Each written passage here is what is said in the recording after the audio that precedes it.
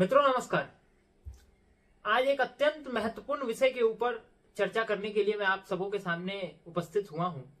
मुझे लगा कि वो विषय इतना महत्वपूर्ण होता चला जा रहा है और बिहार भर से कहीं से स्वर किसी राजनीतिक व्यक्ति का उठता हुआ मुझे नजर नहीं आया उस विषय के ऊपर। तो मुझे लगा कि बिहार युवा वाहिनी और युवा वाहिनी भारत के राष्ट्रीय अध्यक्ष होने के नाते ये मेरा उत्तरदायित्व बनता है कि मैं आगे आऊं और इस विषय के ऊपर वो बातें कहूं जो कहने का हिम्मत कोई करना नहीं चाह रहा है पूरे बिहार में, पूरे भारत में।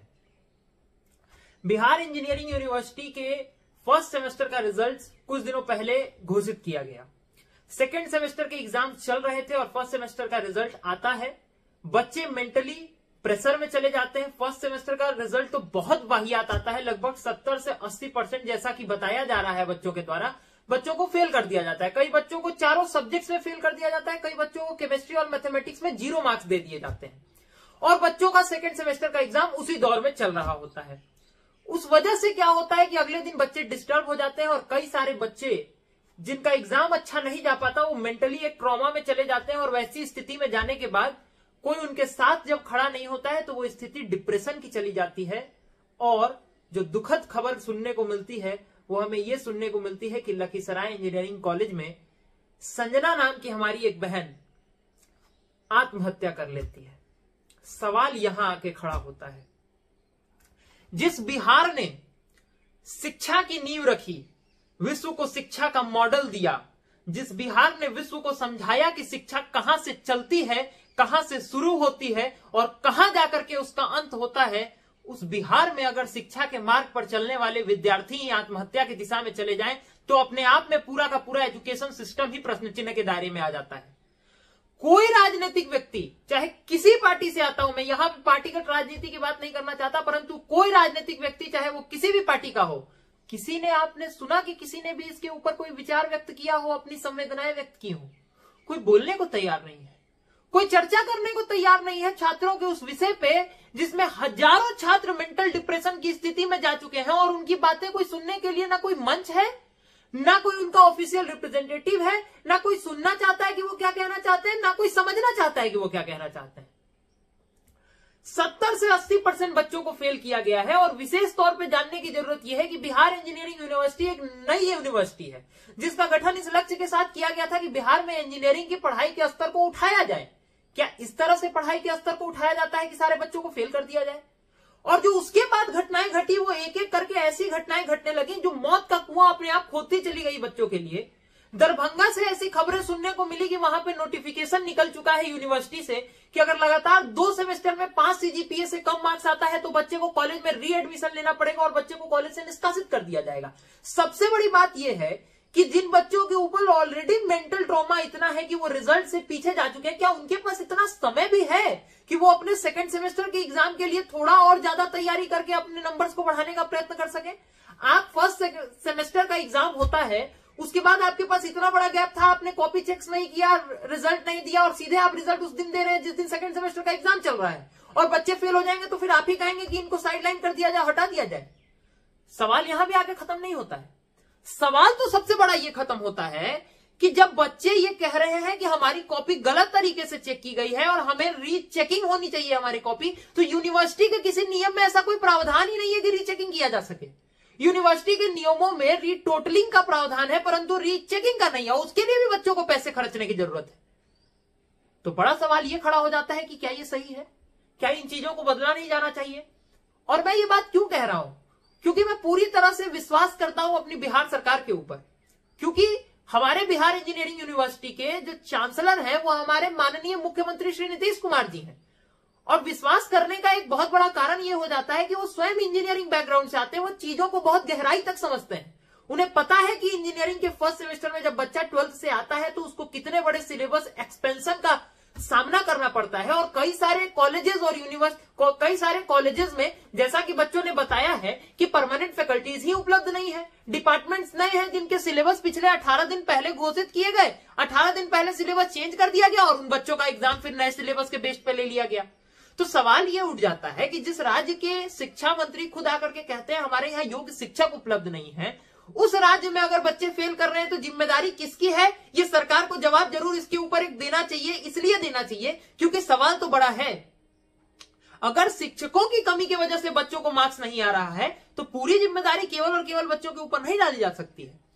दूसरी बात यह हो जाती है कि जैसा कि छात्र अपनी मांगों को लेकर के जब यूनिवर्सिटी में गए बीते दिनों, तो यूनिवर्सिटी कैंपस से उनको बाहर निकाल दिया गया।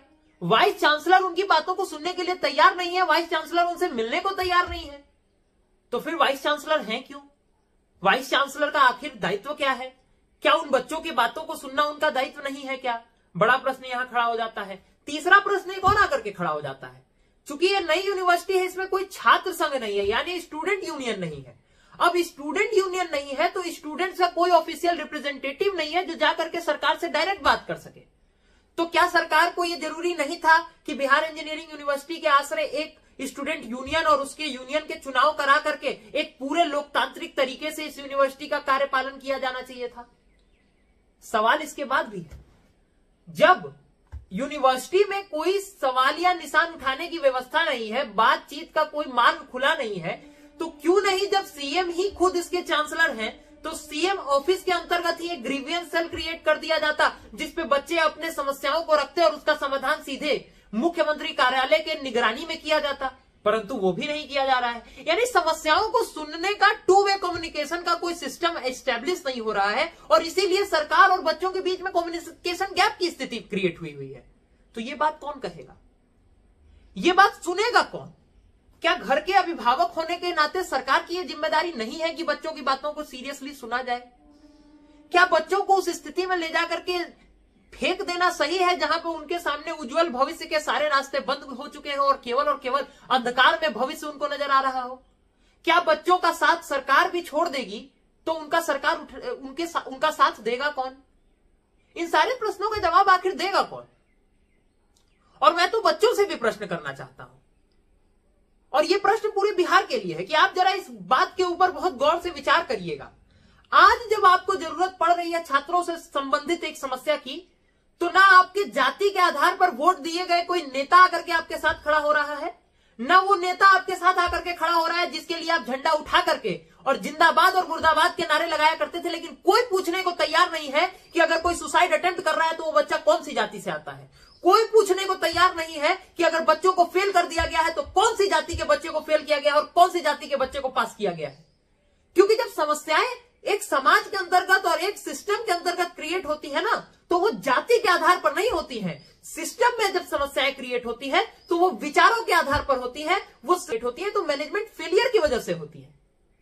तो ये समझने की जरूरत है कि आज जब आपको सबसे ज्यादा जरूरत है कि आपके साथ वो लोग खड़े होते हैं जिनको आपने चुन करके भेजा था, परंतु उनमें से कोई आपके साथ खड़ा नहीं है और आपके साथ वो खड़ा है जो आपको बार बार कहता था कि आप मेरे साथ रहिए, परंतु आप उसकी सुनने को तैयार नहीं थे।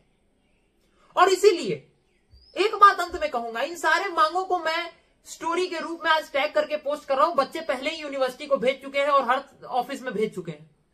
मैं केवल यही कहना चाहूंगा सरकार से कि हमें पूर्ण विश्वास है कि आप हमारी बात को सुनेंगे, और ऐसा होना भी चाहिए, क्योंकि बच्चों के विषय पे राजनीति होना, मुझे लगता है इससे ओछी राजनीति का कोई उदाहरण नहीं हो सकता।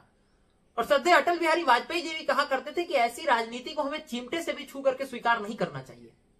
तो मुझे पूरा विश्वास है कि इस विषय को संज्ञान में लिया जाएगा और इस विषय के ऊपर तुरंत कार्रवाई की जाएगी। इसी आशा के साथ अंत में केवल यही कहूंगा कि आज छात्रों को जब सबसे ज्यादा जरूरत है, युवा भारत को सबसे ज्यादा जरूरत है, तो बिहार युवा वाहिनी आज बिहार इंजीनियरिंग यूनिवर्सिटी के सारे बच्चों के साथ कदम से कदम मिलाकर खड़ा है। जितनी भी उनके जायज मांगे हैं वो सारी पूरी की जानी चाहिए। और मैं एक और बात स्पष्ट तौर पे कह देना चाहता हूं कि कई असामाजिक तत्व हैं जो बच्चों के बीच में घुस करके बच्चों को उग्र बनाने का प्रयत्न कर रहे हैं। उन सब के ऊपर कार्रवाई होनी चाहिए, क्योंकि बच्चों के विषय पे उग्रता की कोई गुंजाइश नहीं रह जाती है, क्योंकि बच्चों को इतना नहीं पता कि उग्र विषय क्या होता है। इसलिए समझने की जरूरत है कि ये उग्रता का विषय नहीं है, ये विचार का विषय है, जहां राजनीति नहीं समाधान के ऊपर हमें विश्वास करना चाहिए और समाधान के मार्ग पर चलना चाहिए, क्योंकि विवाद से नहीं संवाद से ही हमारा संकल्प सिद्धि तक पहुंच सकता है। दो पंक्तियों से अपनी बात समाप्त करूंगा कि पंचाली के चीरहरण पर जो चुप पाए जाते हैं, इतिहासों के पन्नों में वे सब कायर कहलाते हैं। धन्यवाद, बहुत बहुत धन्यवाद।